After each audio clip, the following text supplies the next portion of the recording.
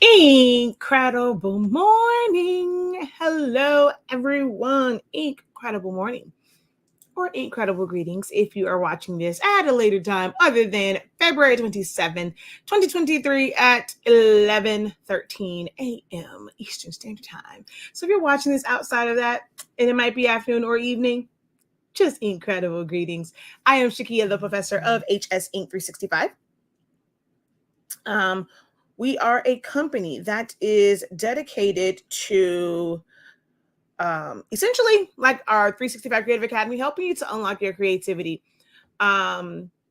through various teachings on designing and creative projects, everything from print and cuts to sublimation, sticker making, HTV, decorating apparel, making party favors. I'm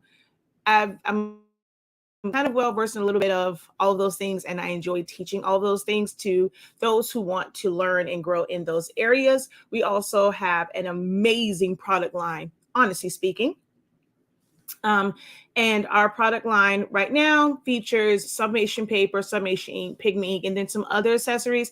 But our sublimation paper basically changed the game once we started having people think outside of what sublimation was when it first started and what it is growing to, because several changes and advances have been made, especially in how sublimation paper is made and what you can do with it. And our paper does not bleed through the back, so it doesn't require a cover sheet, i.e. butcher paper, parchment paper, copy paper, craft paper on top, because it's not going to bleed. So you don't have to worry about it damaging your, or like getting ink on your heat press and then it transferring back, as long as you know you're doing it properly. And then we challenged the norm of 400 degrees for 60 seconds.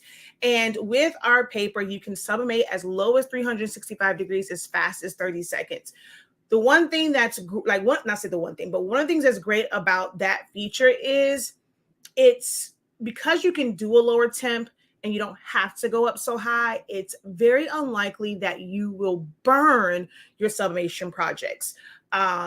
And you don't have to worry about a lot of like figuring out what's the setting for this, what's the setting for that. I promise you, pretty much everything sublimates at the exact same temperature. So once you find the sweet spot for your particular heat press, and what the temp and time needs to be for your heat press, you can pretty much apply that to every single blank or substrate that you use. Only ones that might be different are things like acrylic. I definitely do that at a much lower temperature. But for the most part, everything else that I press on my flatbed, heat presses is all the same. So it's great for beginners. It's an amazing product. Definitely check that out over at shop.hsink365.com. Okay. I forgot to go over here so that I can change my audience and also share this out. And see, it's not even popping up. What the world is going on here? All right, let's try this again. Okay, there we go.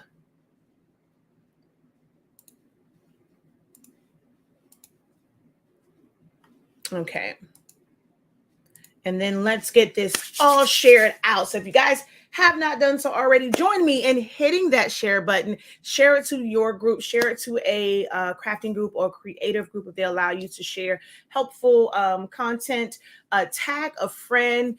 Even if you just leave it on your page for a little bit, you never know who is on your friends list that might be interested in it, but it also helps the algorithm. So even if you guys go back and delete off your page, I would greatly appreciate if you would just hit that share button.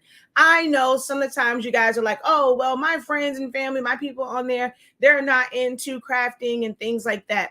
But if y'all love the professor, help your girl out and help the algorithm out by just hitting that share button, okay? And then also giving this video a thumbs up. Even if you're watching over on YouTube, you technically can still share. Once you hit the share button, it'll allow you to make a post on your YouTube channel, or you can choose to share it to Facebook. And then there's some other places as well that you can share it directly to. You can also copy the link and then send someone the link via messenger, email, so definitely share the love and share out the video. All right. So I'm going to do my part and I'm going to share to my groups.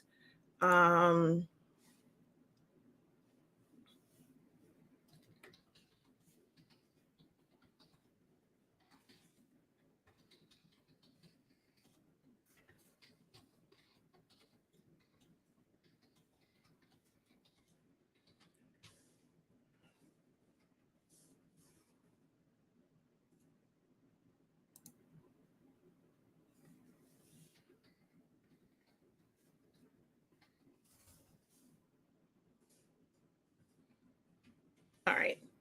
So we're going to go ahead and post this.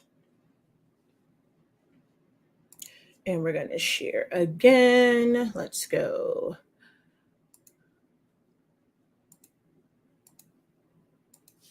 As you guys come in, drop a hey, how you doing? Drop the wow emoji if you are brand new here. If you have never seen my live content, or this is just you haven't seen my content in general, or if this is the first time you are catching me live, let me know that in the comment section.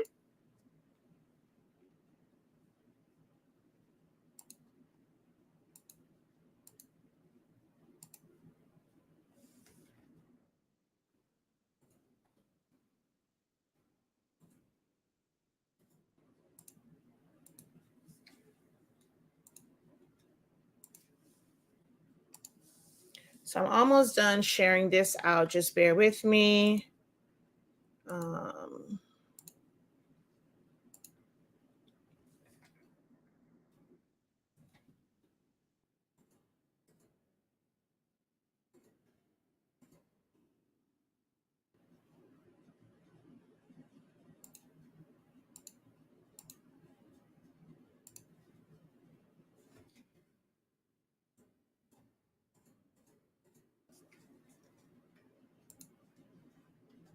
Oh, I forgot. I am an admin over here. I can do add everyone.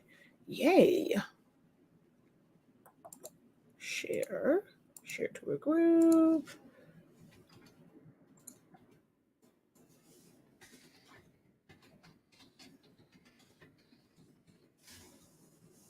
All right, there we go. So now I am all shared out.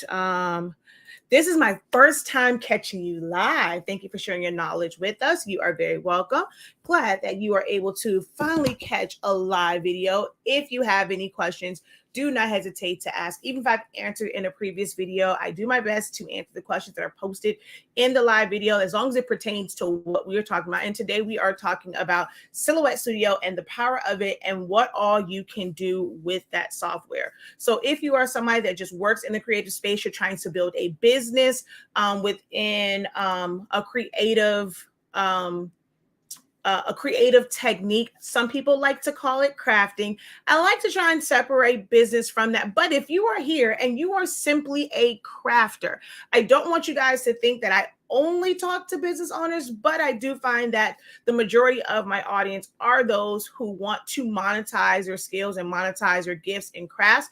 But don't think that you cannot follow my content if you simply just want to learn for yourself for your crafting endeavor. So you definitely can learn here as well. So feel free to go ahead and post your questions, okay? I'm excited to learn more. So what do you currently do creatively or craft, like in the craft space? So hello, incredible morning. Thank you for the heart. Hello, incredible morning. Finishing up at the gym, still tuned in and listening. Thank you. All right, hello. Hey, just say. All right, morning. Hello, incredible greetings. Good morning. Hello. And hello. All right, so Silhouette Studio, right? I do use other softwares. I do have to use like my Illustrator now. So I mainly use it whenever I need to like add certain things to vector-based designs, because I do like where I can make a line, I can change the width like in the middle of it, and being able to do envelopes and, basically warping. And there are certain things in Illustrator that I do like to use it for, but I do find that a lot of the foundational things, it's a lot easier in Silhouette Studio.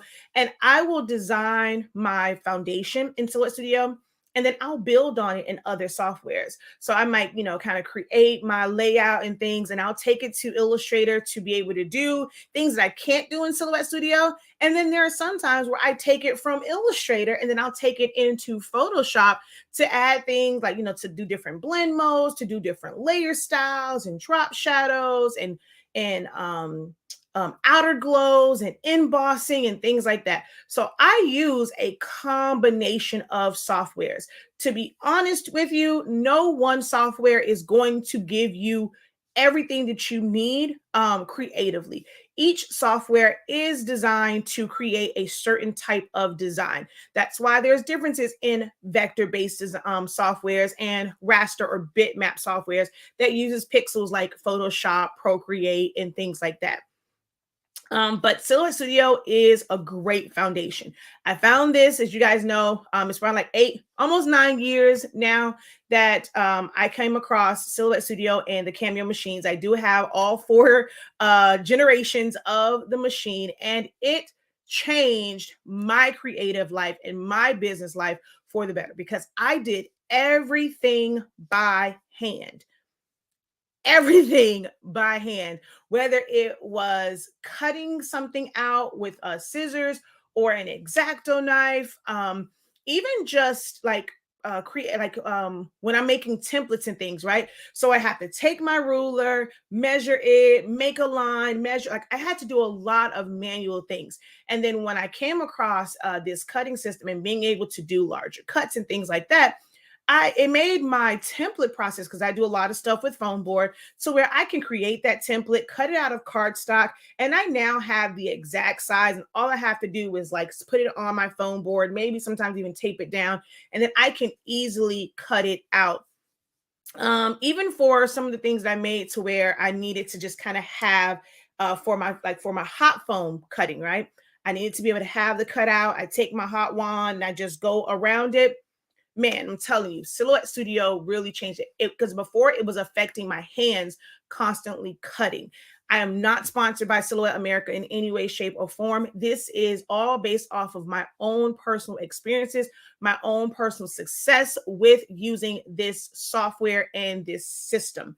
There are a lot of cut systems out there. You guys are constantly asking me about the different, like the other cutting machines, especially like the new ones that have come out, like the StarCraft Solo, Caesar's line of cutting machines, the Juliet and Romeo.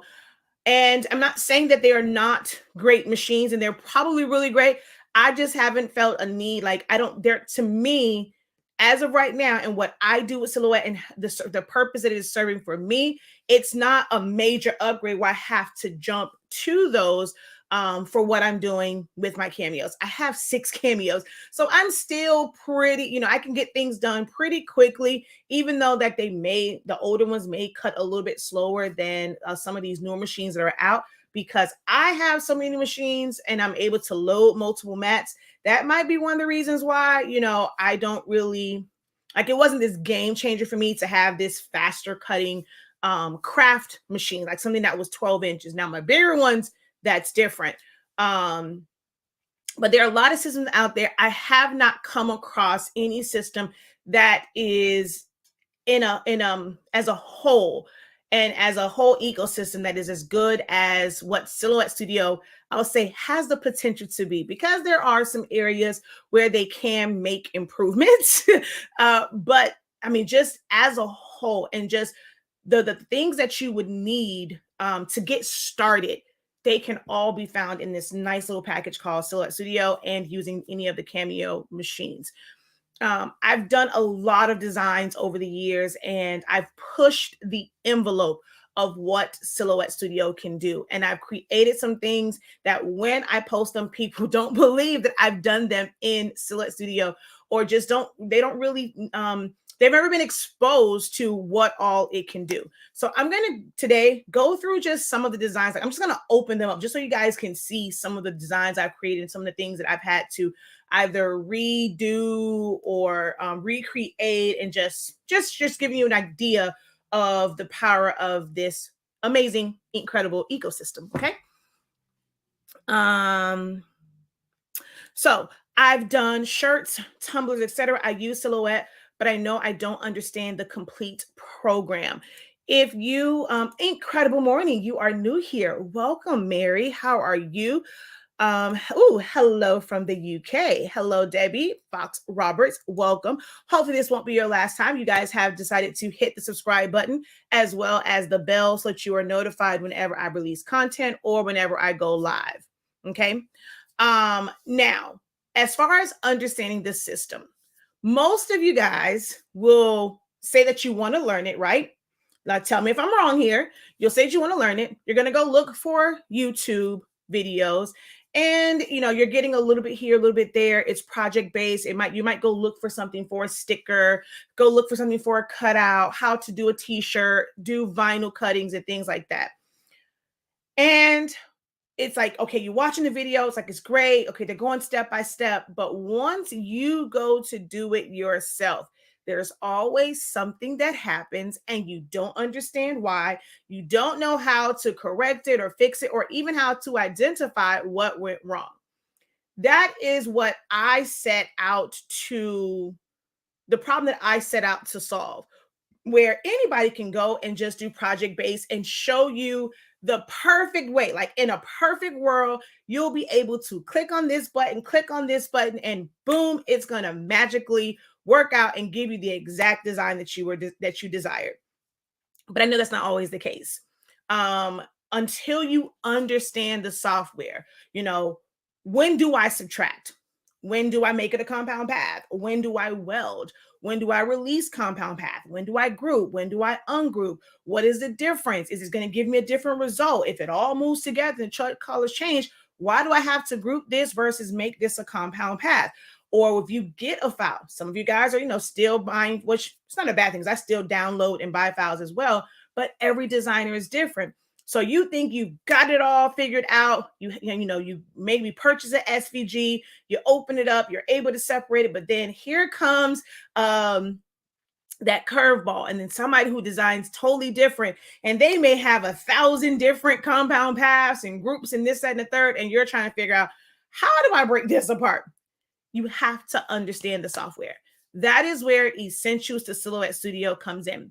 Is that necessarily about creating designs or thinking that you're going to come into it and, purchasing that, thinking that, okay, I'm going to be able to make memorial designs. I'm going to be able to make graduation designs. I'm going to be able to make chip bags. It is not designed to teach you designing. What it is designed to do is to introduce you to and to familiarize you with all of the functions that are there and how they can help you. Things that I don't really see people talk about, like the advanced replicate tools, really diving into the differences, like I said, of those different modify tools.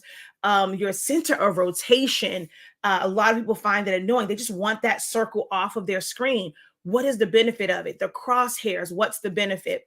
So if you are serious about saying that, hey, I want to learn this program, I want to get the most out of it because, hello, it's free. You can do a lot in the free program. I'm telling you guys, getting the upgrade serve purposes, but what you can do in the free software is, the fact that they offered you that much for free is just unbelievable to me.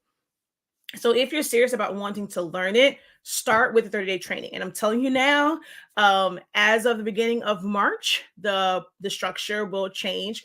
Just kind of taking some feedback from you guys, and just also wanting to somewhat get back to how my bachelor's program was.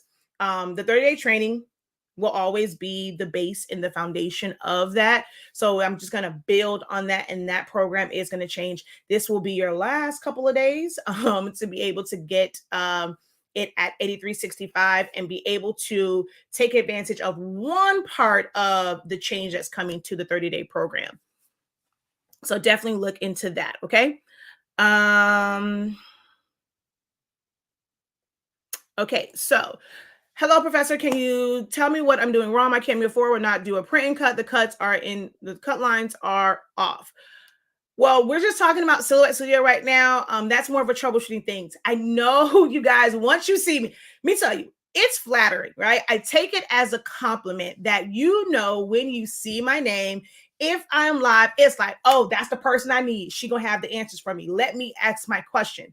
But it does, when I have a post that's about something else, and then someone comes and put a comment that's like totally left field or something like this, and like if it's something that it requires me to ask you questions. It requires me. I've told you guys time and time again, for print and cuts, I can't really you can't come on and just say, hey, I'm having issues with print and cut.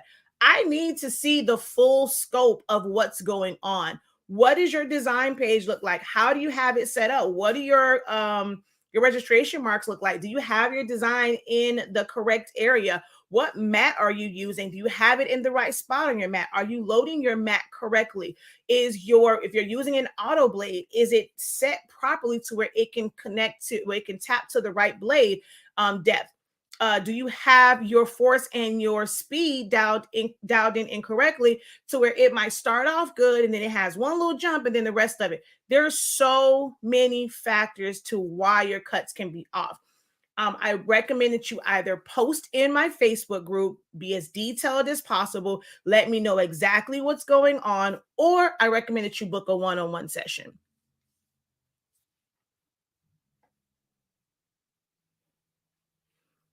Do you use Silhouette design or business? So I personally use business edition, and the reason I had designer edition for a long time.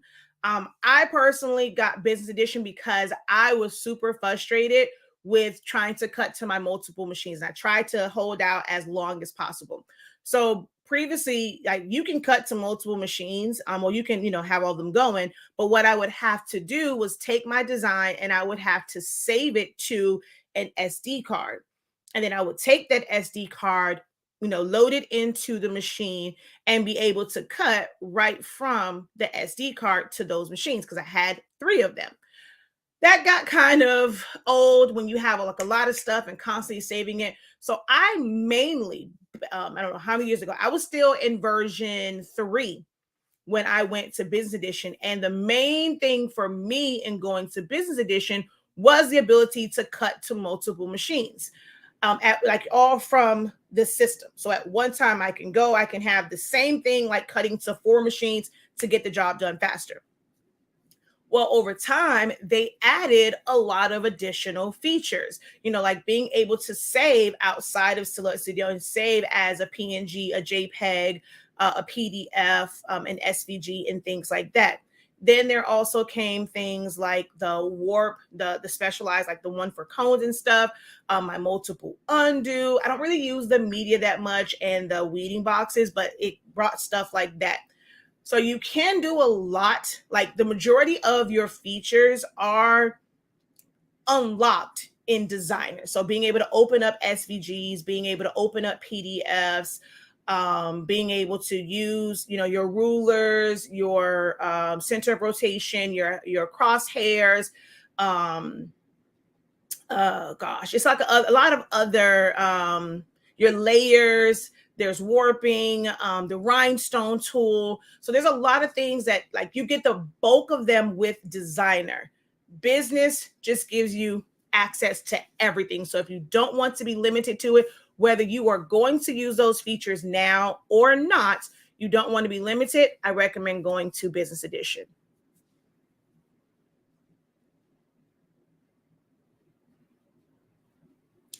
I've had my Cameo for 2 years and still learning. Awesome. Is anyone else frozen? Hello, love. How are you? Hello. incredible morning. New to Silhouette Portrait 3, still learning, just want to make planner stickers for my own home use. Awesome. I'm actually doing a video today. Well, it's not necessarily planner stickers. I've done videos for those as well, as far as like print and cut. Once you learn and you master print and cut, it doesn't matter if you're using it for stickers, if you're using it for full on cutouts, sublimation to glitter, things like that. So this was in my first cuts. I end up doing a print and cut with that one. So it doesn't really matter what you are using print and cut for. Print and cut is print and cut. So you can watch a video and they might be print and cut. They might be doing print and cut for eco solvent print. But you, as someone who wants to do stickers, can still learn from that video, maybe whatever their techniques are for setting their registration marks, where there's like which mat they're using and things like that. But I do have a video where I'm going to do some stickers because someone asked about the easy peel stickers. And basically what that is you're going to do a kiss cut or contour cut right to the edge of the design. And then you will have another cut. So you're basically doing what's called a die cut. So, well, it's die cut, but it's easy cut. So when you do that one and you peel off the extra, it just makes it so you can easily bend it back and peel it. So I'm going to actually be doing a video on that as well. Just paid for class. I'm excited. Awesome. Like I said, there's going to be some changes. Before I used to have this thing that was called like Design Vault. And what I'm going to do with that, which I actually started recording today, is I'm going to be going through a lot of the designs that I've done. Now, will they be things that you might need directly? No. But my goal in this is each time you're watching me do a design video and you're seeing me use subtract or make compound path or weld, or if I have to do like multiple tracings, it will start to connect the dots and it's going to make it easier for you to understand your designs. I'm not going to be providing files for every single thing that I'm doing. I really only do that like for like active and like live classes and things like that. But as I'm going through the designs, you'll be able to like truly see like all of the possibilities and be able to jump to a video. Like if you're wanting, what me and the team are trying to do is when I'm doing these videos, having like bullet points on it to say that this video features a lot of like compound path or subtracting. If you're struggling with that, this is a great video because you'll see it, you'll see how that's used. So that's what I'm going to go back to doing designs in the design tutorial vault. And then we're going to have, I'm actually really missing my weekly sessions, so much so to where I think even for foundations of designing, we may end up going to a weekly setup versus the 2 weeks. But I am going to go kind of like how I did my bachelor's and my master's program, where I'm going to have weekly sessions. I really do miss those. So a lot of new and exciting things coming for the Silhouette Studio training. So there's going to be an extension. The 30-day training is going to be the base of it. So you have to have that. Even if you think that you know Silhouette, for what's coming, you have to have that 30-day training, because there's times where I'm going to just refer you back to certain videos. How do you sign up for a one-on-one session? I don't necessarily call them classes. So if you want to set up a one-on-one session, you go to our website. You're going to, where the search is, you're just going to click help, and it'll bring it up, the different options you have for one-on-one sessions. I do recommend that you email me first, so that we make sure that you are choosing the right session and a one-on-one session is what you actually need. Okay. Do I still teach? Of course I do. That's what my 30-day training is. That is your intro to Silhouette Studio, because it breaks down all of the different tools and functions.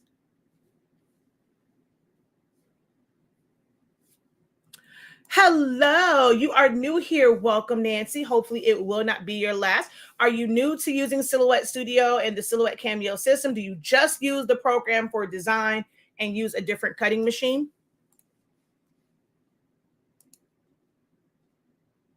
Okay, what is going on here?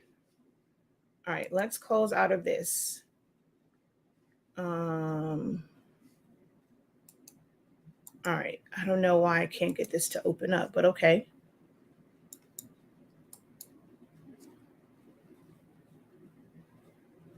Okay. It's gonna black out for like 2 seconds, y'all. I'm telling you now, it's gonna black out for like 2 seconds and it's gonna come back. All right. So just give me a second because I gotta do some things here, but I'll be right back.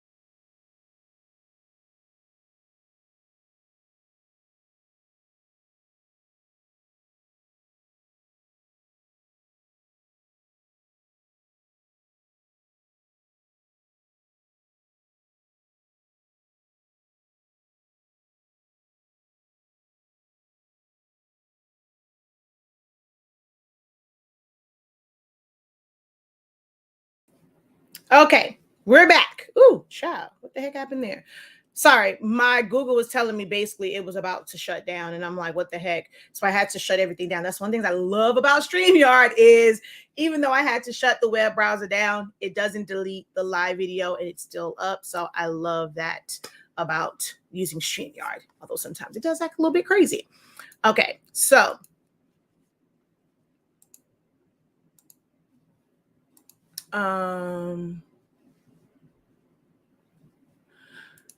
So yes, for what's coming up, the only way that you're going to be able to get into that is through 30-day training. That's the way it's set up.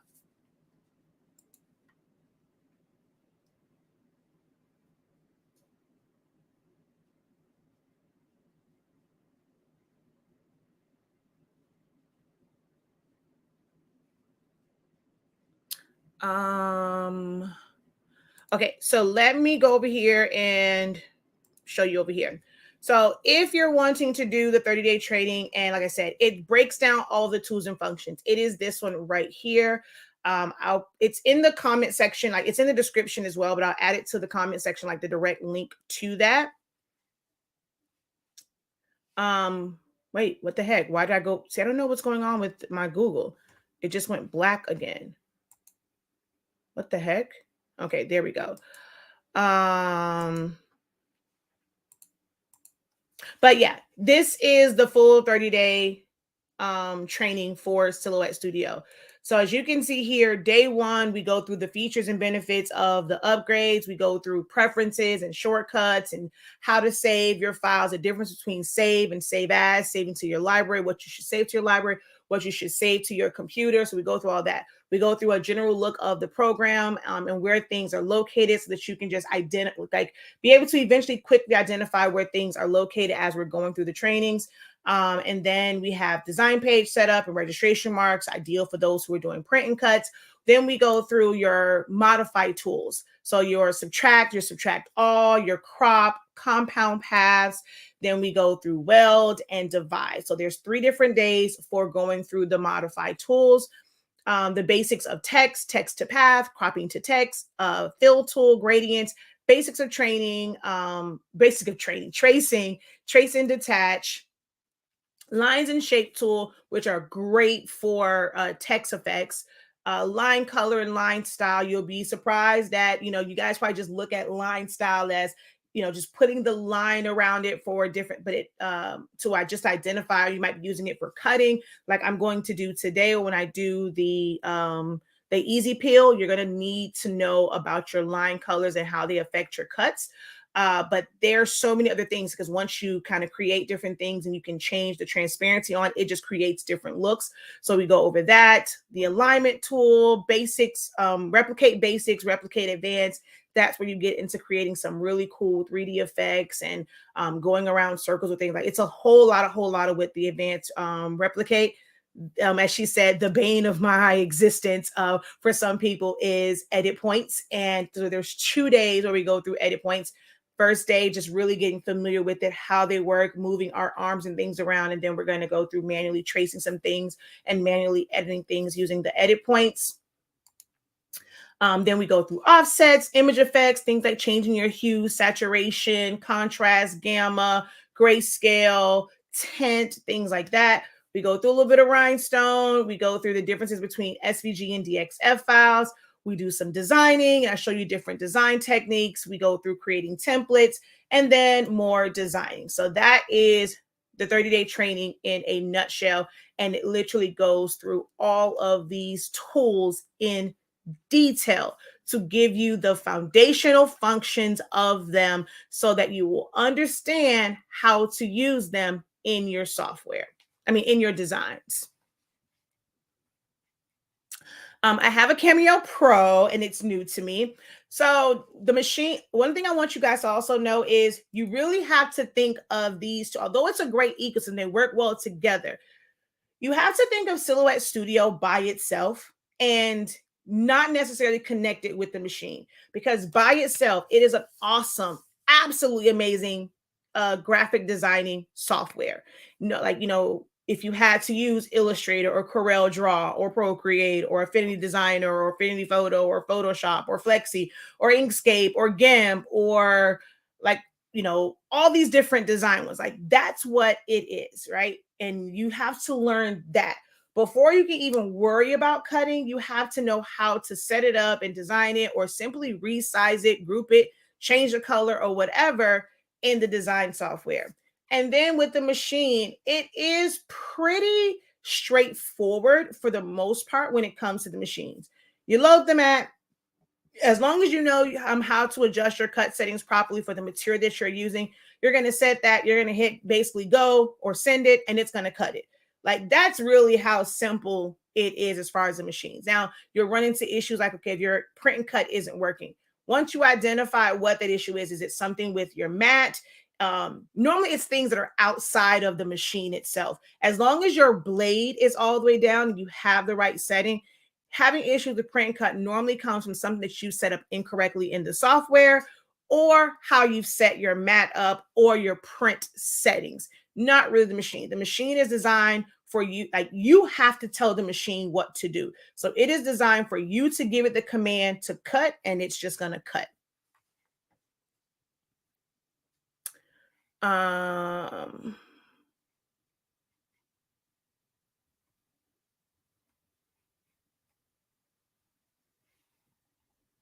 I never could get edit points. I'm telling you. I have a lot of videos where I go over at point editing. I've answered in so many live videos, but those 2 days will get you right. I'm telling you, they will get you right.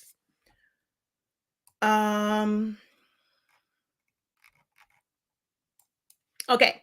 So, like I said, today we're going to just kind of go through some things that I've done in the software, just for you guys to kind of get an idea of what all is possible. Before I do that, let me ask this question. What are some creative things, crafty things that you want to do, have wanted to do, you've looked at, and you're wondering, can you do those things, or can you create those types of designs in Silhouette Studio? Give me some ideas of the things that you've been thinking about design-wise or project-wise, and you're wanting to know, does the Silhouette system work well for that?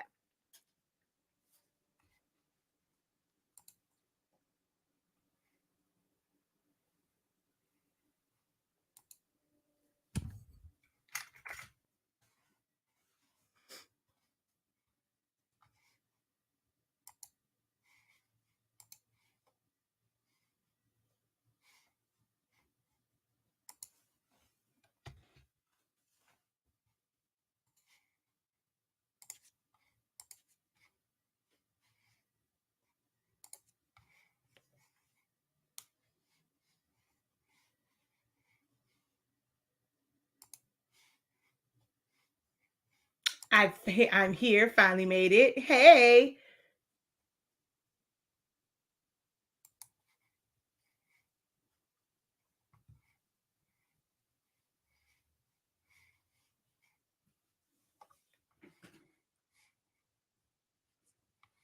All right, so the question on the table is, what are some projects or designs that you've wanted to be able to do and you've wondered, would Silhouette be a good option for that?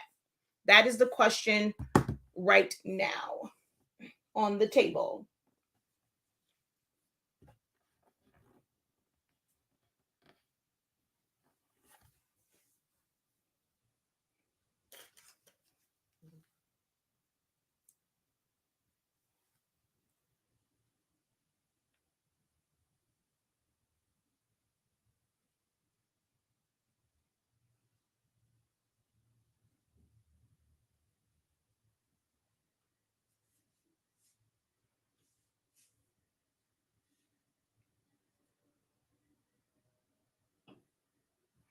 Okay, so I see car air fresheners. Oh, and I wish I still had mine.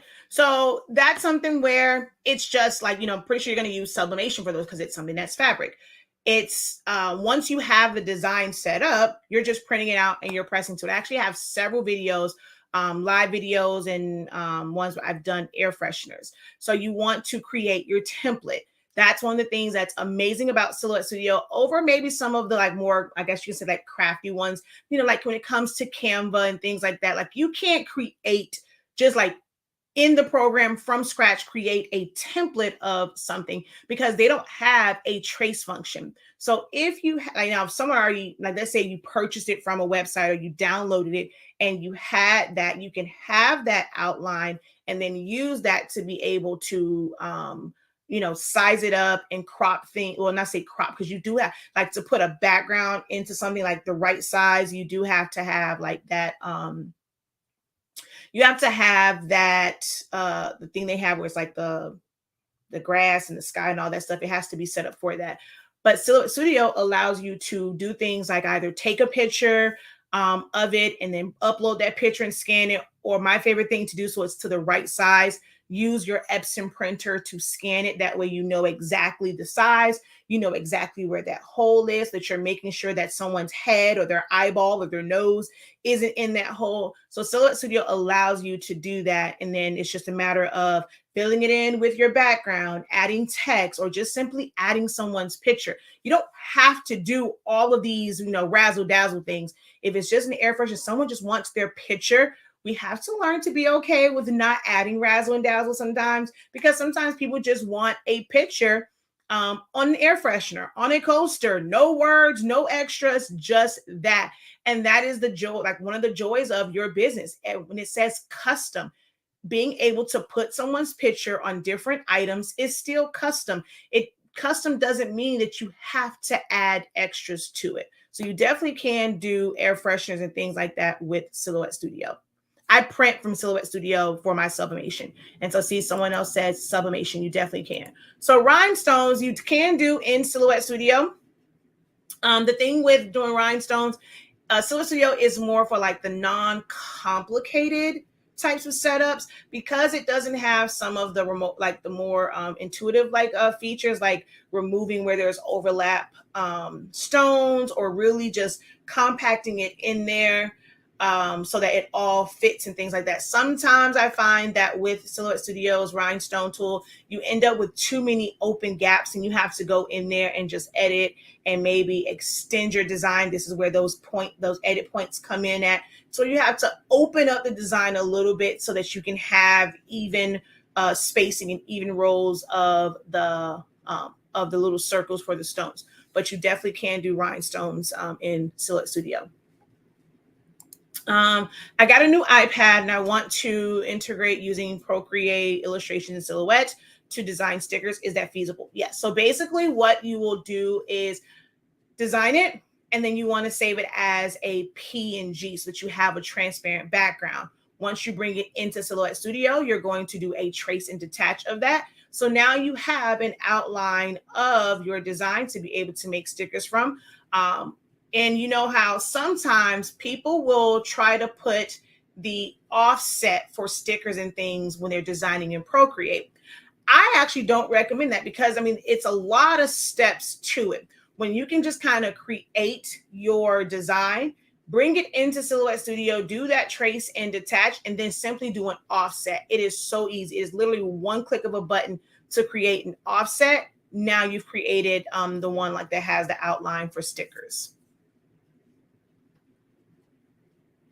Man, y'all are quiet today. No one wanted to answer. So there's not, all right, there's no sense in me showing y'all nothing on here because y'all don't want to know anything about what Silhouette can do. So that's what the no response is telling me, that there's nothing that you guys want to know about Silhouette Studio. No one is really commenting on what it is that you want to learn, what project. So me showing you is kind of pointless, I guess, at this point. I've seen what you can do with the software, so anything is possible. Hi, Professor. When putting an offset on text and sending it off to print for screen print transfers, do we need to put weight on the line? Okay, I'm not sure what you mean by that, because if does it mean that you're just trying to get an outline around something? Because an offset technically creates a solid outline, like a solid background behind something. If you're trying to create an outline around something, then that's totally different.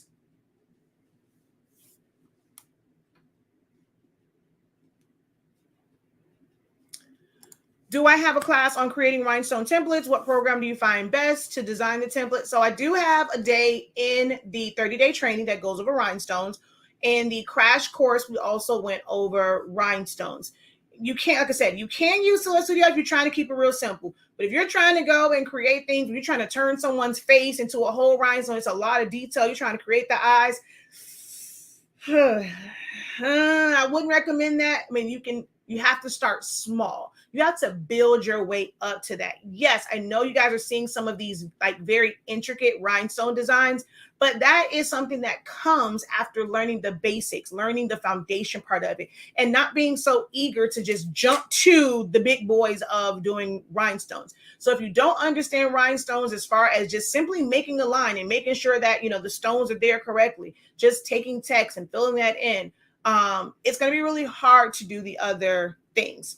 As long as it's an SVG or a vector design, you don't have to do much to it. But let's say like there's spacing in it and you want, you know what? I'll show you an example of one of the things that I'm talking about. Like, let's say for a basketball, if I wanted the outline to be black stones, but I wanted the inside to be orange stones, there's some things that you have to do, which goes back to understanding the software, understanding designing, understanding what SVGs do, or like how designs work. How does it work to create those, to separate those things? So that, like I said, that goes back to understanding design. That's where all of these things come together. I know you guys would probably love it if you can learn it all for free, but it's just so much information. You're not going to learn it overnight. You're not, it may take you 3 months, 6 months, a year, 2 years, 3 years to learn all of the things that you want to do. You're not going to be able to learn all those things in a short period of time. I highly recommend that you focus on 1 or 2 things and master those and then move on to the next.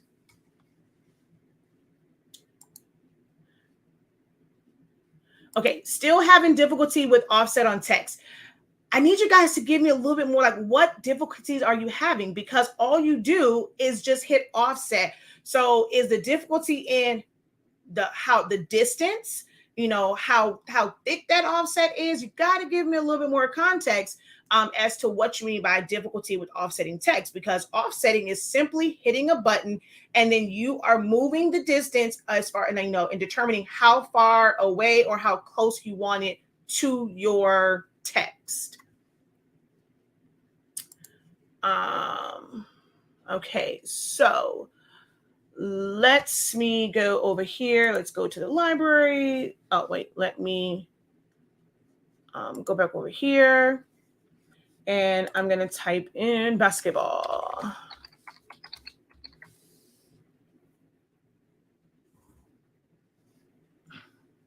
All right, let's just take this one for example. And then this basketball, and then this basketball, and this basketball, and this basketball, you would not be able to do the same techniques for each one of those because they're set up differently. You have to understand how it works and what you're trying to get so that you can make this basketball do what you need it to do, like so it can operate the same way as this one does. Merge, library. Ooh, wait, hold on. Design, oh, seriously, come on. Move you out of the way. Library, merge, library, merge. Okay, so let's take this one and we're going to make that orange. I'm gonna ungroup it. And y'all know, always duplicate.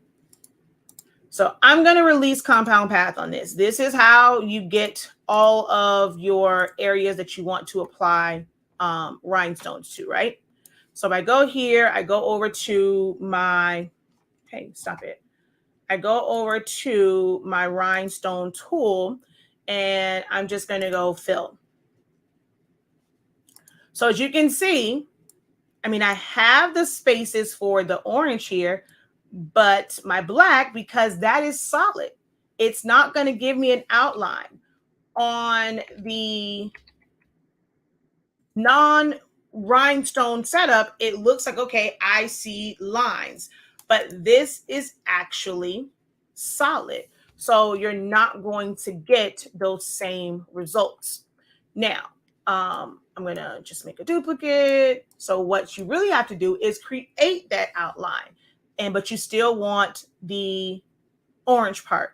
So in my 30-day training, when I talk about subtract all creates an opening, but it keeps both sections. So if you just simply went subtract, it's going to get rid of it. So yes, you have the outline now. And if I wanted to apply stones, I mean, I could, right? So I can apply stones. When I go to outline, it's giving me two different lines. If I go to linear, it's not lining up. If I go to radial, same thing, is not going to line. Oh, that one lines up, but it's kind of like doing the outline one. Kind of give you the same results. But if I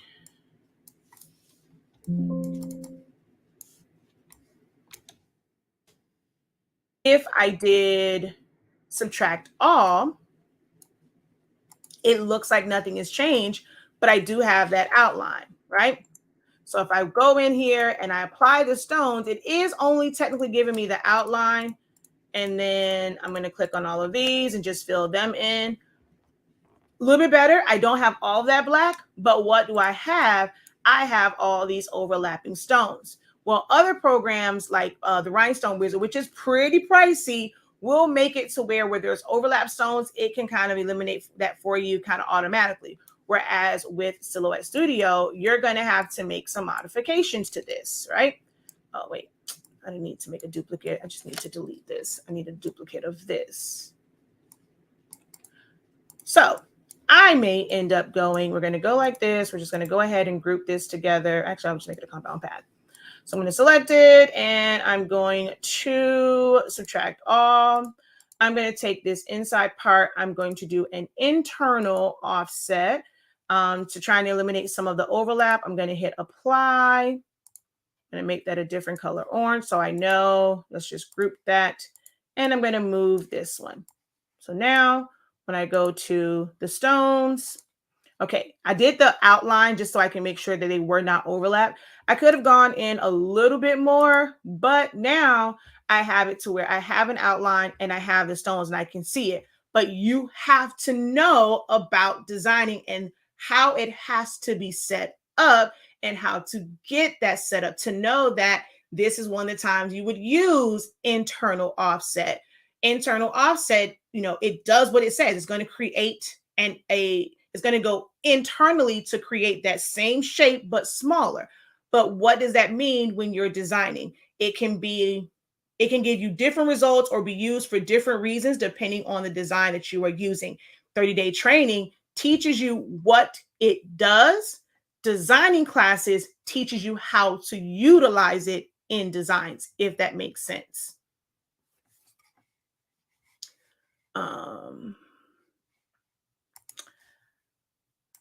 I design for sublimation, but at the moment, some shapes and words come out crooked, silhouette, or printer fault. I ground my teeth. I really would have to see what it is that you are doing. One of the ways to test that, though, is to take that design, open it up in a different software, and see if you can print it from that. So even if it's just Word, so printing from Word and seeing if it still comes out crooked. If it does, then it's something with the printer. If it doesn't, then it might be something with the version that you're using. Not all versions of Silhouette Studio are created equal. Some of them have weird little glitches like that. But the only way to know is to change one of the variables and print it from somewhere else. If it is the printer, then it's like trying to determine, is it your vertical and horizontal alignment? So then you have to do that within the printer to get that all lined up. All right, so someone, you said text. So again, I'm going to see if you commented again to let me know. Okay, still getting intercut lines on text when using the release compound path. My text disappears. Is this something to do with layers? It has nothing to do with layers. Okay, well, that's different. So is this what you mean? Okay, so you asked a question about offsetting. So I said, could you explain that? But then your next comment was this one. Those are two totally different things. So is it the offsetting that you're having an issue with, or is it this one that's your issue? So I need you to kind of clarify that. Let's see. I'm just listening. I have to get my silhouette working correctly so I can start using it. So you're not going to get it to work correctly unless you get the proper training. So if it's not working correctly or you're having issues, that's where you might need to book a one-on-one session to like pinpoint your exact issues. If it's something where it's just not doing your design correctly, then that probably is how you're designing and how you're setting it up in the software. So just because, you don't have a machine, is always great to ask questions so that you can write the answers down. All of you guys should have a notebook. And when you see questions come up, I'm always flashing the questions. Write those questions down for yourself. Look at the timestamp. That way you can go back to it and like write the name, the title of the video, write what the question was that was across the screen, what the timestamp was, so that if and when you need to go back to it, you're able to go back to it without trying to figure out exactly which video it was in. I'm trying to practice making graduation fans, but trying to figure out how to add the background that kind of looks like brush strokes, if that makes sense, or like a splash of color, but not an exact shape. I hope that makes sense. You're going to have to find PNGs that are paint splatters or splashes, watercolor splashes, things like that. That is not something that you create yourself unless you have like Photoshop and things like that. Most of you in this space, don't really have the time. Like, let's be honest. Some of you guys don't have the time to be able, to be a full-on designer and from scratch create all of these elements. There are some people out there who are amazing designers and they've done that part for you. So you are still going to have to purchase or download certain elements. I have a subscription to PNG Tree because that's where a lot of those different things live.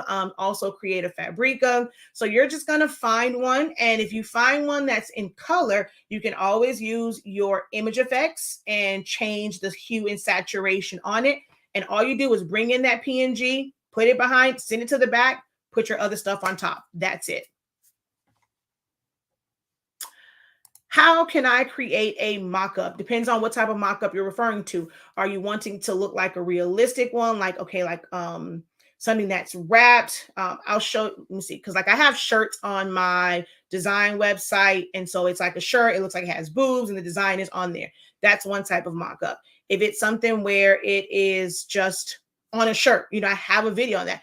Get a picture of a shirt. Once you finish your design, put it on top, take your transparency down just a little bit so it's not so heavy. Take a JPEG or take a screenshot of it. Boom, there's your mock-up. Sometimes you can buy mock-ups on Creative Fabrica. They have them where someone already has a shirt, some jeans, some stuff there, and it's like, it's laid flat, or it might be on a hanger. You take that, you put your design on it, there's your mock-up. For things like tumblers, I do have one that I use in Soap Studio that I created, but I also recommend that you use things like the mug animator. That is one to where you can put your designs and it'll kind of super transpose it on there. It'll have it wrapped around it like it should be. And then you just save the files or take a screenshot of it. And that's how you can do it for things like tumblers and stuff like that. But you have to create your design first, save it, and then use Mug Animator.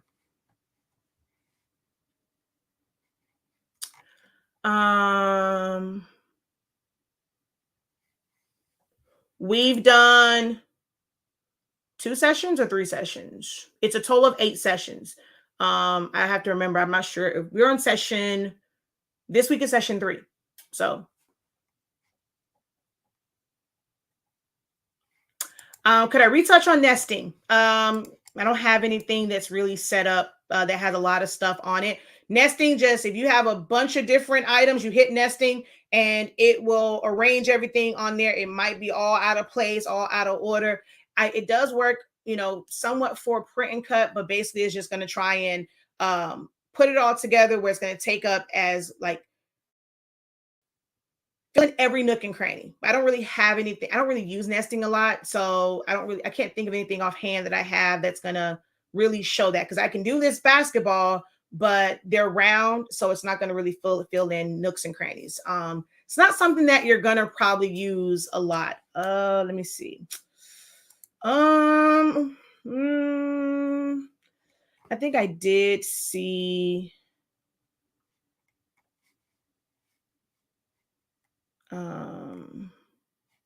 I don't use it for gang sheets or things like that. I mean, you can, but it's like if you want to be able to cut it as like straight up boxes, like for stickers and things like that, that's a little bit different.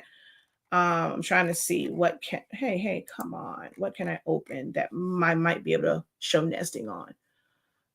Let's see. So no, you have unlimited access to it. It was recorded back in March of 2022. And now you have access to all of the playbacks. It's self-paced. If you want to watch it 1 o'clock in the morning, 2 o'clock in the morning, in the afternoon, whenever you're available, it's basically self-paced. You have a Facebook group that is there for help. So you have the 30-day one, but you also have, which my 30-day one, I'm actually going to archive it and take that off. It's better for you guys just to join the student union, because trying to keep it all those groups. Whoever's in there is in there just in case they haven't switched over, but I'm actually going to archive that one. And I'm going to make it to where you guys I'm not going to approve any more people, just going to go to the student union. And eventually I'll archive it once the majority of people have moved over. But you get access to a group where you have questions along the way. You can post questions on each and every video, put a timestamp on it. So it definitely is self-paced at this point, and you don't have to finish it in 30 days. If it takes you 60 days, if it takes you 90 days, if it takes you a year to get through all of it and go through all the practices, that is how long it takes. No, I don't teach Canva.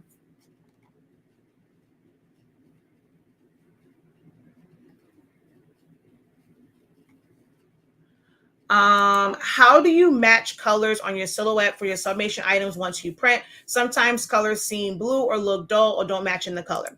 If it is something that you are designing yourself, you must use a color chart. We do sell them on our website to where you would print them out and you would press it or sub it to sublimation substrates. I was trying to figure out, my mother moved stuff. Okay, here's one of them here.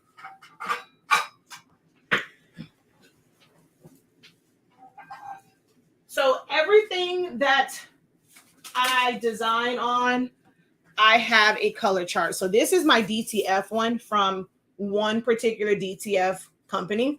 I'll have another one from a different DTF company. I've printed them with my Roland BN20. I printed out with my pigment ink. I have a chart that's on a tumbler. I have a chart that's on fabric. I have it printed out on my Jet Pro 3G. Anything that I do printing with, I have a color chart printed out. So when you are designing yourself, you're going to go and say, okay, this is the color. This is the shade of pink that I want. this is the color code. When it goes in there, you're going to put that color code in. It might look different on your monitor. All monitors are different, but you know that no matter what it looks like on your screen, as long as you are printing it out in the same exact print settings that you use to print this out with, it's going to give you that color result. That is the only way to ensure that you're getting your desired color. Now, if it is something that somebody else has designed, you really have no control over that because you don't know what color code they use, and your monitors can play tricks on you. You can look at a design in one program on one monitor, look at it on your phone, and the colors are going to be different. Your phone always looks a lot brighter than your computer screen because it has so much backlight. It's also it's compact into a smaller area, so the way the light fills it, it's always going to be different. Pre-designed things, you'll never be able to guarantee those colors, but when you're designing it yourself, this is how you guarantee the colors.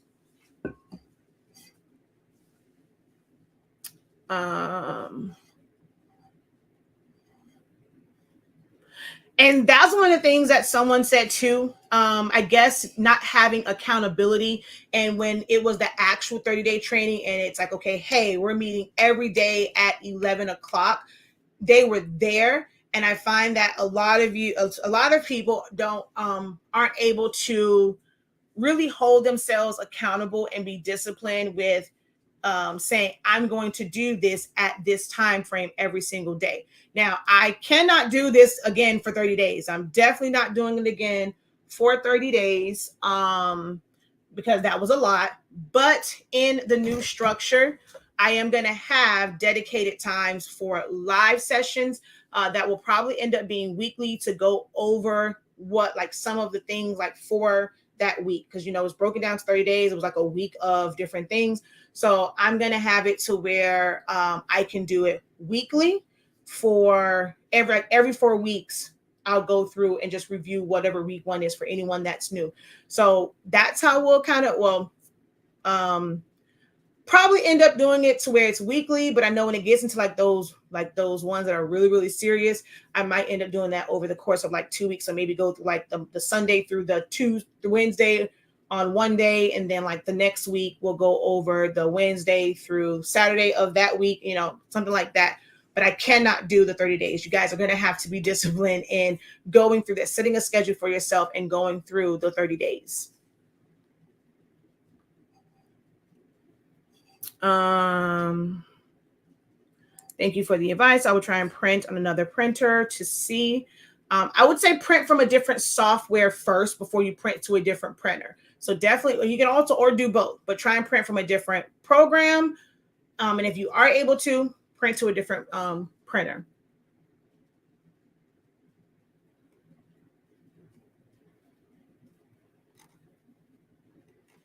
Okay, so when I type text, I use offset in order to get an outer offset that won't still have inner cut lines. I have to make it huge. So if your if your design has a lot of small areas, yes, you will. Or when it has all of those small areas, you simply release compound path and weld it to only have a solid outline. So we're going to go over here. I'm going to use this same basketball, right? So if I go and I offset this, I'm going to have inner lines, and that all of it will cut. So even if you go to, so I'm going to bring this down here.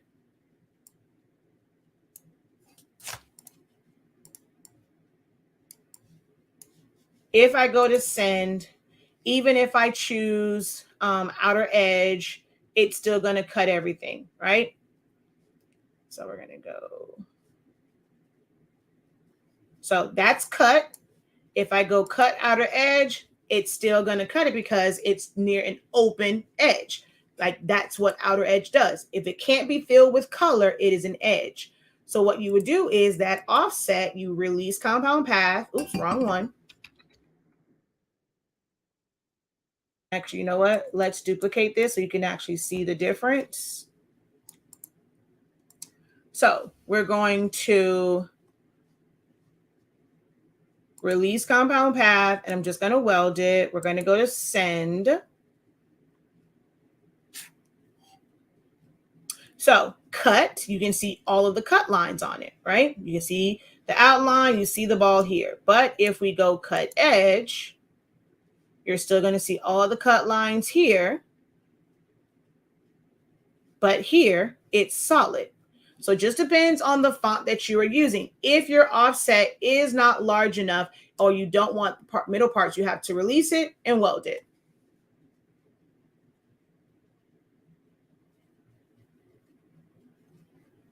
Yes, you can go back as many times as you need to practice it. So yeah, that's a really small offset. I mean, if it's letters and it has small inner parts, yes, it's still going to cut it. I mean, because that's 0.03 is really, really small, especially depending on the size of your design. This is one of the things that we actually go through in the 30-day training. When I tell you, like, it's not your average YouTube tutorial. It is not your average YouTube tutorial. Because let's be honest, y'all aren't really trying to watch YouTube tutorials that give you everything that you need. Like, let's just be honest, right?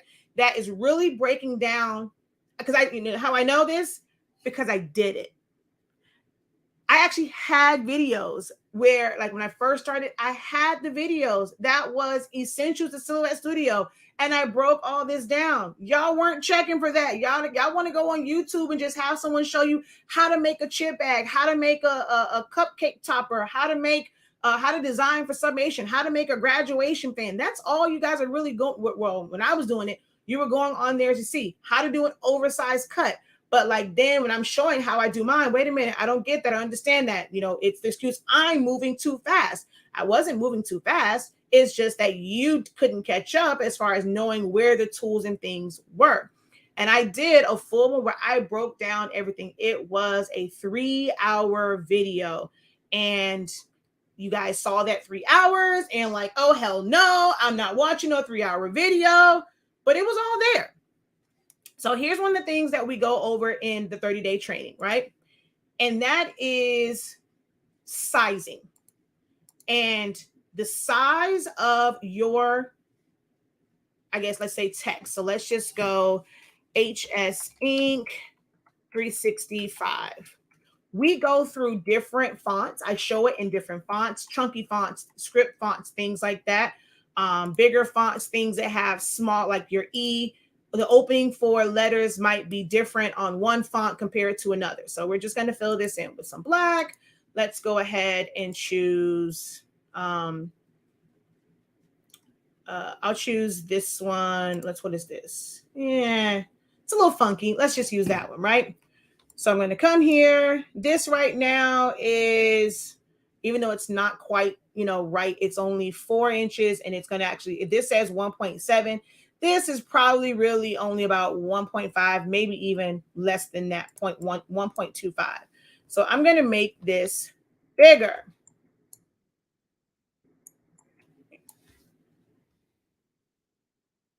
Excuse me. I'm going to make this one even bigger.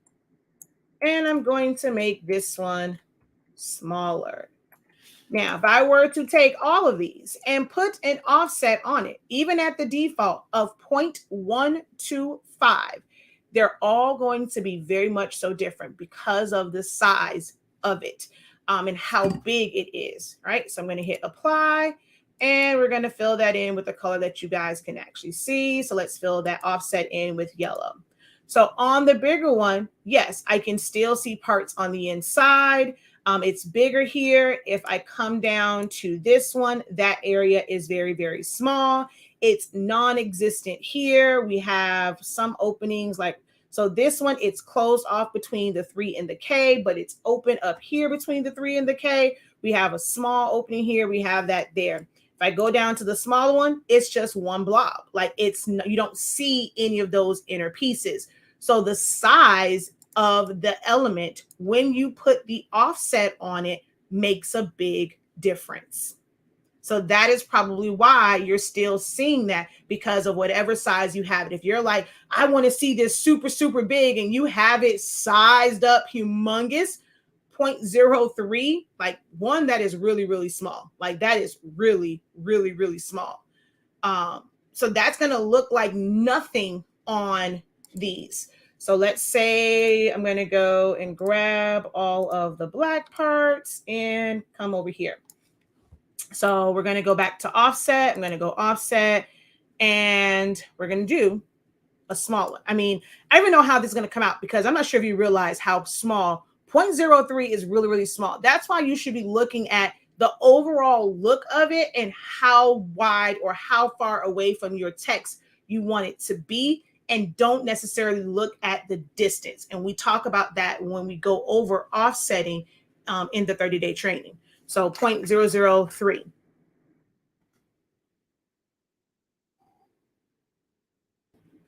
All right, so I'm going to hit apply,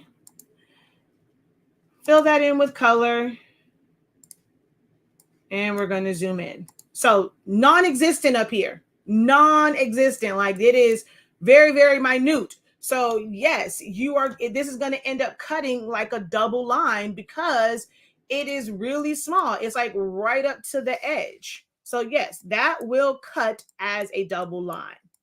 This one, I mean, it's a little bit thicker, but it's still going to cut as a double line. I don't think any of these will really be to where it is like a blob around it. So even on the small one, it's a little bit more, like a little bit thicker than the other one, but it's going to still give you the same result. Like it's not going to close it in. Yeah. 0.03 is really, really small. Do I print my own stickers? Yes, I have in the past. Would love to see the design that you did for heaven. Okay, so let's go to here. So what that really was, I have my the yard sign template that I did, and that's been out for several years, since 2018, I think 2019, somewhere in there. And there is a film strip on there, and so because they wanted different ultrasound pictures, like how can I incorporate that? I just did a film strip. So their family pictures, I just did remove.bg, removed all the background around it so that they were isolated. I had the film strip. I put the ultrasounds in there. I used the tint from under image effects to add pinks and purples to it. And then the stack one, I showed a different video about how to create stack font. So that is a combination of several videos and several different techniques. Let's see.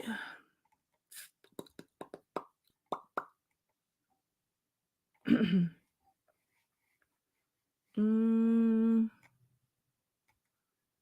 trying to remember, when was that done?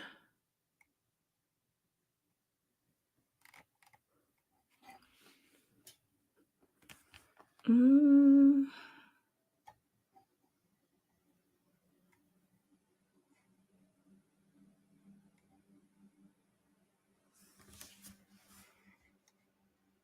don't even know if I have it. Oh, there it is. Oh, they're nowhere. They're night and day. I mean, like they're not even the same. So I can't even say what's the difference. Compound path creates a whole weld, makes it where it's solid. Like they're night and day. They're nothing that's like the same. So I can't even say what's the difference in them because they're not alike in any way, shape, or form. Oh, you will fill 2, 3, 4, 5 notebooks.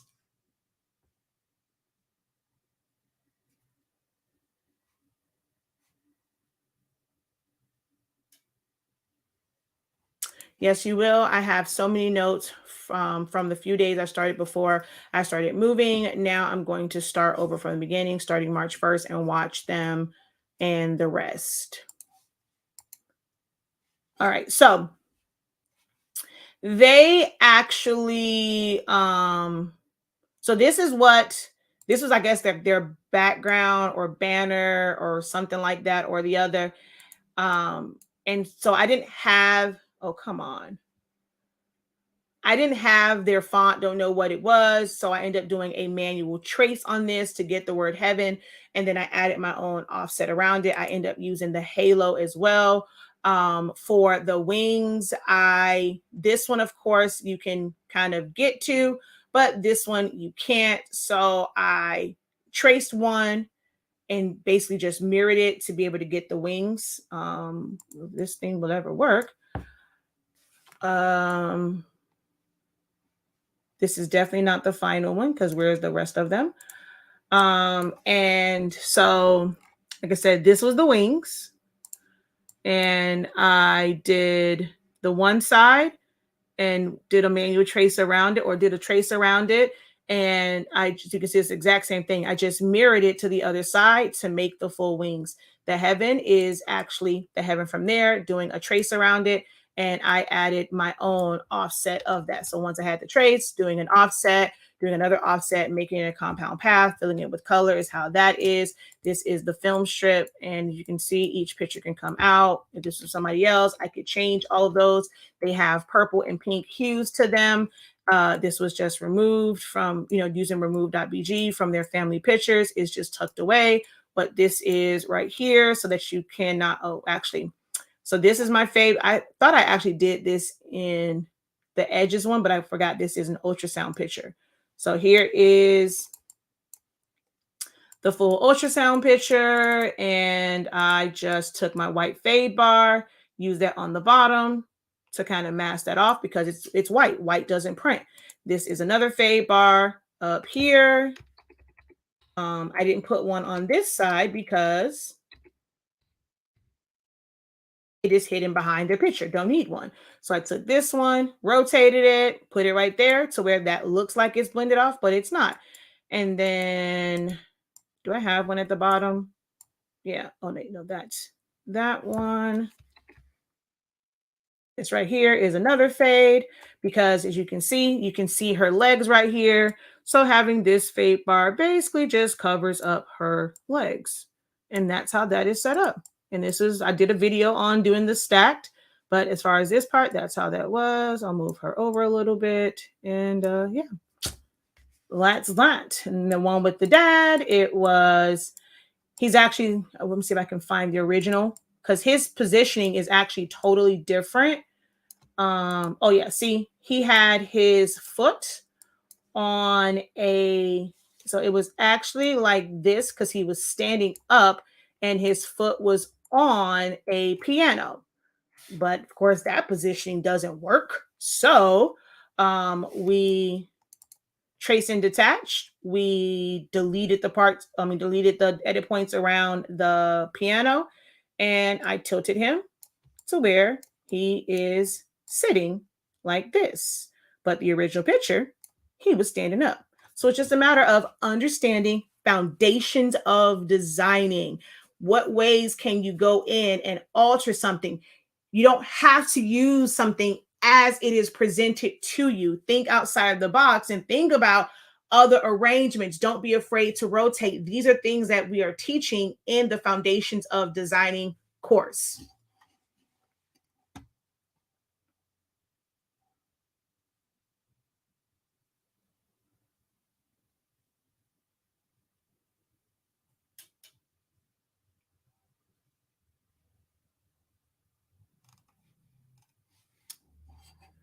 We offer Zelle. If you guys want to, I know, I trust me, I get it. Which is why I try to keep my classes affordable. I know the Foundation of Design might be outside of school, which is why we offer a weekly payment for it. But we do offer Zelle, like so for the one that's 83, and you can break that up into smaller payments. But I'm telling you, it's well worth it. See if someone wants to gift it for you. We do gift cards and things like that, but it's well worth it to figure out how to put that in your budget. How we get the printers and how we get the blanks and things like that. This is something that should be on the top of your list when you're creating your budget for, doing something new, wanting to start Sublimation, wanting to start EcoSolvent, start designing. A course like this should be built into your budget. When you use compound paths, there's 1,000,001 ways to use compound paths. Like there is no one set way. It all depends on what it is that you're trying to do. She says, ish, that was awesome. I would have never thought to turn that picture like that. That's what I'm here for. Okay, sorry to jump in. I have to go in 5 minutes. Is the training on special offer at the moment? No, it is not. It is $83.65. That is the lowest you will be able to get the 30-day training, because the price will change come the first week, or really the second week in March, because we're going to add some more live sessions back in there. I'm actually going to also right now you actually have access to the design tutorial vault. And I'm going to be adding some things to it's not templates. It's just me showing different designs, showing how I set up a design so that you can start to think outside of the box. So that one I actually just added that today, but I'm going to be doing some live sessions. So now there will be a monthly fee for it, because of all of the additional trainings and live trainings that we will be doing. Classes are awesome. I have not regretted any class I have taken. Which class is this again? I'm going party right now. What do you mean? Huh? So my 30-day training is one. I'm not sure. Would you say which class is what? I'm not sure what you were asking. Which class is this again? I'm going to pay right now. So if you're already in the 30-day training, that's one where, we go over the basics, but I have foundations of designing that's live right now, and we're going through those. So that's what the one you mean. So that is the foundations of designing program. It breaks down to about $33 per session. Actually it's under, because if you pay for it weekly, it's like $33.65 or $35.63. So it's like 30 some per session, but it's $250, and it's 7. Really, it's going to end up being, I'm actually about to add more to it, so you're actually going to get a better deal on it. So that one is $250. You can do buy now, pay later, but if you do Sezzle with that one, now the other ones, you can technically get that one and not pay additional fee. But we realize that when it comes to Sezzle, we're losing a lot of money on that, because they charge us a very high percentage for you guys to be able to break that payment up. So we put that back into the cost of it so that we get what the value of the class is. So if you're doing buy now, pay later, yes, you are going to see a different cost because of the extra fees. So you guys get to be able to break it up into payments, but we take a hit to where we're not getting paid $250 for this course. We're getting paid less because you guys choose that. So you will see a higher cost if you're going to use Sezzle or Shop Pay, any of the buy now, pay later options. And then the essentials and like all the older classes are the only ones that don't have 2, because we just implemented that with these. So you can get the essentials for $83.65 and still be able to use Sezzle and be able to pay for that, with Sezzle. But this is the one that we are live right now doing.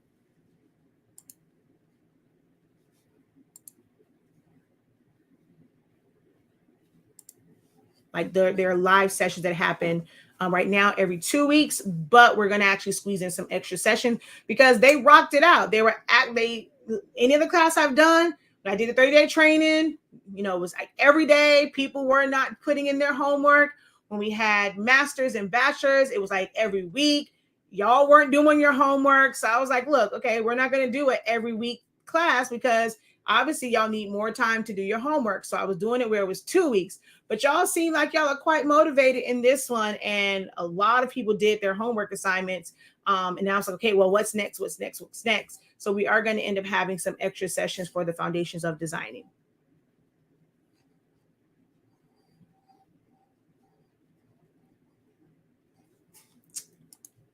Awesome. Okay, so we looked at that one. I got to take this one off the screen because one of the things with Silhouette Studio is if you have too many things up, it will slow down. So yeah, but you can see that's just how this was set up. And then I moved the wings depending on whose picture it was. The wings got moved around because like over here, it would have blocked him. So for him, I put it on the N. For her, for most of them, it was on the H, and the mom, it was on the A. So I moved it around to where they were different yet cohesive.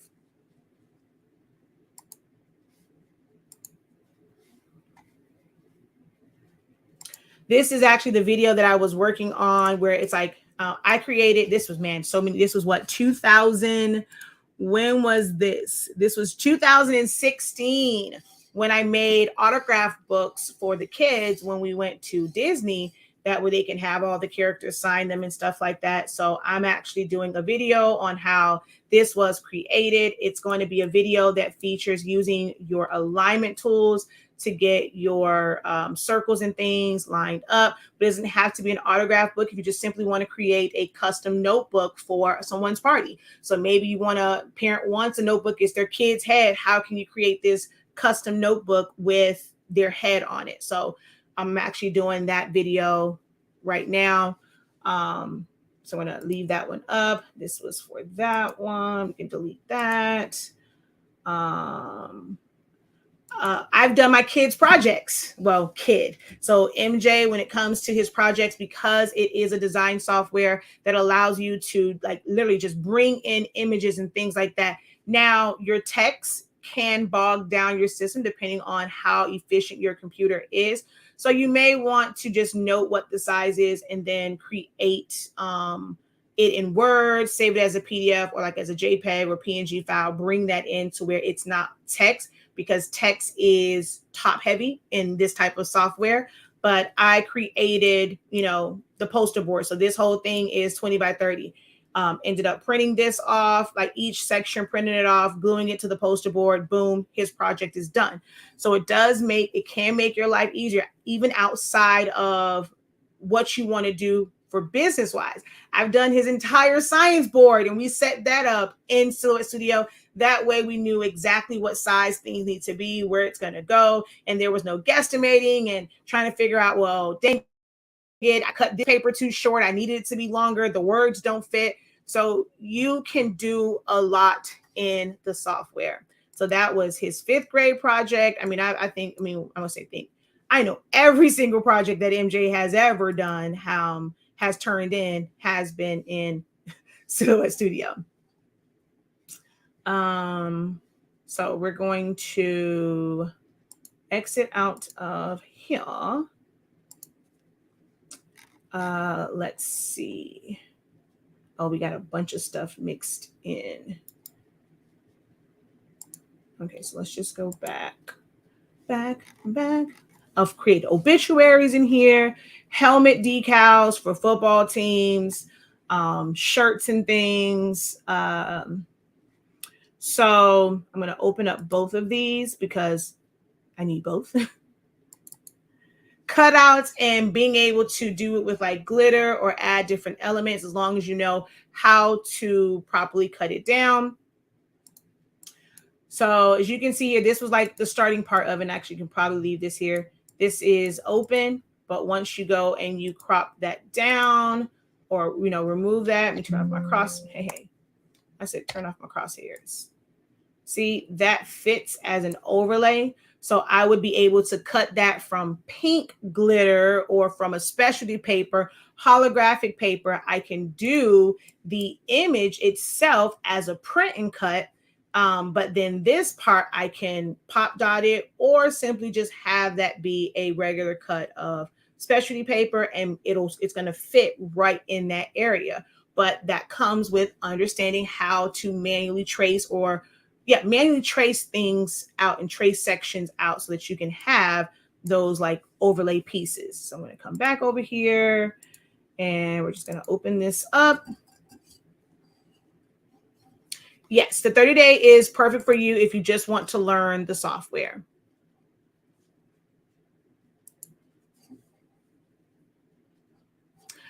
Already to my friends and family for my graduation gift to give me gift cards so I can use for my business. And you are the first one on that list. I got to post our pictures. Kat came to see me. She drove an hour, y'all, to come see me when I was in Atlanta. So we got to spend some time and talk a little bit. She got some paper and things. So I created, she was also even about to buy the little one some stuff. I'm like, girl, we ain't gonna fit this on the plane. He don't need nothing else. And I haven't forgotten, I need to send you their names. I will definitely send you the correct spellings of their names.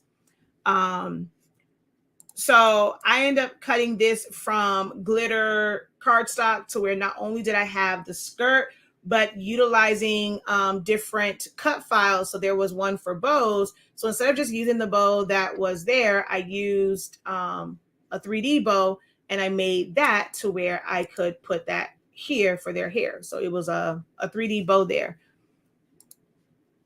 I'm going to copy this, bring it over here.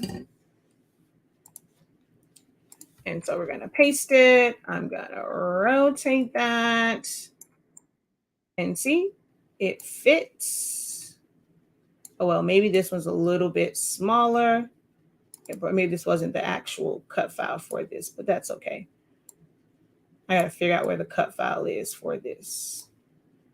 The one that matches it exactly. But that is pretty close right there. So I did not have this part at all. And technically, if I wanted that one in the switch up class that I did, I showed how to take this and actually isolate it, because you can in Silhouette Studio use your image effects, and you can change the hue and saturation of things. But of course, the skin tone is going to change as well.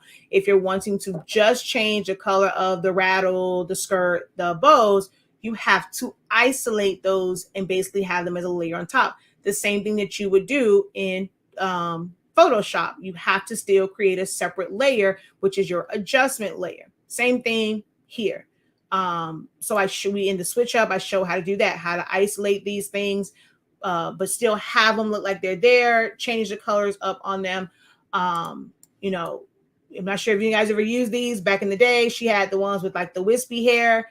So utilizing your, I utilize my advanced replicate to create a scalloped edge, and then using that scalloped edge to give her the illusions of like Afro puffs, to where it wasn't just this weird circle just around it. So it's little things like that that I teach in design, and why I make the decisions that I make. Because if you look at her hair just as is, there, it's impossible to get an actual cut around this without it looking very jagged. So when you learn techniques on how to make what you have work, how to make it better, then you're going to be a better designer. She said I was in the ticket money lane that day. All right. So we've been, oh wow, it's been an hour and 37 minutes. I didn't realize it's been that long because I answered some questions. Let's see what else. Man, I'm gonna go through.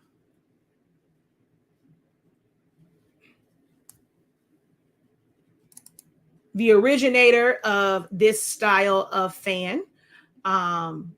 A lot of people have been using this style and how I created and having my lines and things on it. So having this style and setting it up and with the line on it with the dots and stuff like that. So we created this one, as you can see, 2018. I probably did this one in 2000. Was it 2018? 2017? One of those. And created this style of fan, which you can get the template on our website. So if you're not quite there with full on designing things yourself, I'm not sure if you guys know this, but HS Ink Digital is a resource. I need to add more templates. I'm so wrapped up in teaching you guys how to create the designs that I don't always put my digital files, because I feel like then you won't be encouraged to design them yourself. So there are some digital files and things there. And one of the most popular ones is my graduation stole template. That way you have, and someone said to me too, they left a review and they're like, they had a customer that would not accept, like how some people design is like, oh, just put a box. But when you go to sublimate it, your outline and your trim is not exact. You have some customers that notice things like that, and they will have a problem with things like that. So my stole template, it is made for the ones that have the V and it's tapered. So it's not made for all stoles, but those are the only ones that I've worked with. So the 60 and the 71, the ones that are tapered is what my templates are made for. I'm trying to get to, I need to take those off. I thought I took all of that stuff off.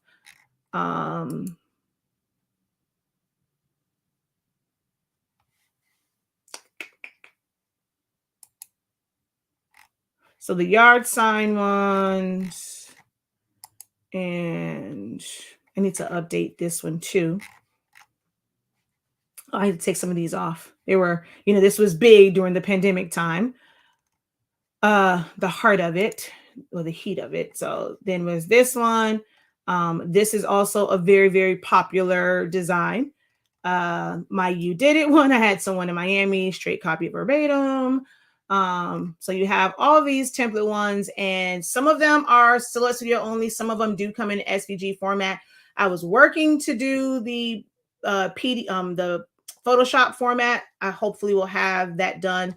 And you'll just have to fill in your own, you'll probably have to just fill in your own pattern, because that part is a little bit harder. If I just copied and pasted in Select Studio and I don't have it saved on my computer, it's hard to kind of include that chalkboard or different backgrounds. But you can see, so see that one right there. We do have graduation fan templates on here, and all you have to do is do your name, plug the picture in, adjust your colors, print it out, and sell it. They are big money makers, big money makers. I don't necessarily, I print them in-house somewhat, but I don't really care to print them in-house because I don't have laser printers. I don't have I don't have a laser printer here, so it will take longer to print. Now, the ones that I did for my family, I end up printing in-house, and I used, for those, which one did I use? I think one of them I used the Navigator Platinum. The other one I used Hammer Mill, but that was before Hammer Mill lost their ever-loving mind, and now Hammer Mill sucks. So I've used that, and actually have used Koala. So I don't have like a set paper that I use. It just depends. I have a lot of different papers I use for different things, but most times I am submitting them to a print company for them to print onto cover stock. I'm sure you print a lot. What printer brand have you had the best success with as far as print quality? I'm an Epson girl. Back in the day, I had a brother. Actually, I started with the Canon, which was the multi-pass. I love the way that printed. When that went out, I got a brother because they had, you're able to buy like the refillable, not the refillable, the remanufactured cartridges or pre-filled cartridges, and not have to keep buying it from the store. So I end up using my brother for that one when that one went out. And then also like just seeing the color, I found an Epson workforce printer, and because it was pigment ink, and the fact that pigment ink doesn't run, and I was doing a lot of things that might be in water, Capri Sun labels, water bottle labels, things like that. So I went to a pigment ink instead of a dye-based printer. One, I also got tired of spraying them to make the colors pop. So only thing I can really advise on is Epson printers. That's what I use. I am more of a workforce gal because you get more bang for your buck when it comes to a workforce as far as print quality, the cost of it. Yes, the older ones, it was a complete, be able to reset and all of that. You can't do that with the newer workforces, but I still love the quality of those. If you don't want to deal with the chips and things like that, I recommend the 16600, 16650 EcoTank printers. They are pretty pricey for some people. They are over $1,000, but those are really great pigment ink printers. All the other EcoTanks are not pigment ink. Some people put pigment ink in it. I can't guarantee the color output, but the 16600 and 16650 are great pigment ink printers. If I was one where I did not want to deal with cartridges, I would look into that. I personally don't have issues with the cartridge. It ain't that big of a deal to me. I have printers that require way more maintenance. So that little bit of stuff for that one is nothing for me, because the Roland requires a hell of a lot more maintenance. When we get our DTG printer, that's going to require way more maintenance. So just filling a cartridge, I'm like, I'd rather do that all day, every day than deal with some of that other stuff. But some people just don't like cartridges. So a friend of mine said that 8550 is a good printer. That is an $800 printer. I just don't like the fact that it uses dye ink instead of pigment ink, but dye ink does give you a better color gamut. So it's a lot when it comes to printers. Like, you really have to think about what your needs are, what your preferences are, what your budget is, like what's the most you're willing to squeeze in, find the extra money because you want this one, what type of, when it comes to maintenance issues, what do you want to put up with, what you don't want to put up with. So it can be a bit of a process to figure out which printer is going to work best for you. All right. Well, we've been on for an hour and 45 minutes. I'm tempted to just say, hey, let's just go to 2 hours, but it's been a long time. And I do have some videos and things that I have to do for the design tutorial vault. Because like I said, I want to be able to have some of those things in there once we do the switch of the program next week. So yeah, I want to be able to switch that up. And yeah. Hello, how are you? So, guys, I know you guys asked a lot of questions. I'm going to ask questions and I actually answer them. The one time when I just wanted to show designs, y'all were actually asking questions. So it kind of threw me off as far as what I really wanted this. I really wanted to show you guys like a bunch of different designs that I've done in Select Studio, especially some of those really intricate ones that you guys think that you probably couldn't. But also it's on you because I asked the questioning. Y'all didn't tell me what you wanted to see. So but hopefully you still learned a lot from this. If you are interested, I'm telling you, the 30 days will get you right because all the questions that you guys are asking, well, what's the difference between weld and compound paths? Well, when would you use one over the other? It's harder to explain it because there are several different ways. In those sessions, I was able to really break down when they'll be used, what they're used for, give some examples of when you would use it. When we get into the tracing part, you then see compound path again, you see some subtracting.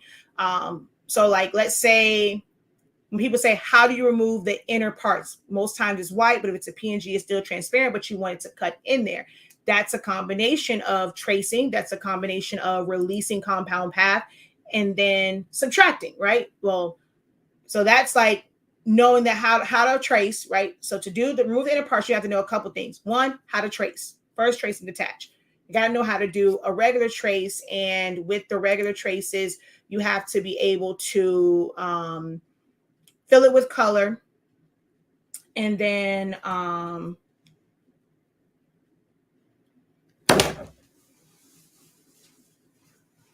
why would you tell me to look at my messages? I gotta go.